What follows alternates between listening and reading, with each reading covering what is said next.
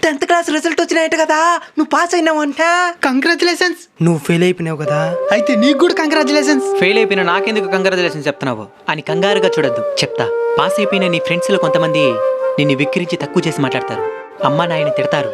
మీ బంధువుల్లో కొంతమంది అయితే నువ్వు ఇంకా దేనికి పనికిరావనే డిక్లరేషన్ కూడా ఇచ్చేస్తారు. అయితే నిజంగా నీకు కంగ్రాచులేషన్స్. నెక్స్ట్ ఎగ్జామ్ లో నువ్వు ఖచ్చితంగా పాస్ అవుతావు. కష్టమైన ఉలి దెబ్బలు తట్టుకున్న రాయే శిల్పంగా మారితే కష్టమైన ఎంతమంది మాటలు తట్టుకున్న నువ్వు కూడా తప్పకుండా గొప్పవాడివి అవుతావు. ఏం నమ్మకం లేదా? కొన్ని ఆధారాలు చూపిస్తే నమ్ముతావా? అయితే చూడు, సూర్యుడు కనుమరుగైన వెంటనే చీకట్లు కమ్ముకుంటాయి. ఆ చీకట్లను సైతం చీల్చి ప్రపంచానికి వెలుగులు పంచిన Thomas Alva Edison 10th fail. ఒక పిల్లవాడిని చూసి ప్రపంచమే నవ్వింది. ఆ తరువాత తన ప్రతిభని చూసి ప్రపంచమే ఆశ్చర్యపోయి గాడ్ ఆఫ్ క్రికెట్ అనే బిరుదిచ్చి తమ గుండెల్లో నిలుపుకుంది. ఆయనే 10th సైతం ఫెయిల్ అయిన సచిన్ టెండూల్కర్. వెక్కిరింతల్ని వెనక్కి నెట్టు, సూసైడ్ థాట్స్ని పక్కన పెట్టు, నిన్ను నువ్వు ప్రూవ్ చేసుకునే పనిని ఈ రోజే మొదలుపెట్టు. All the best.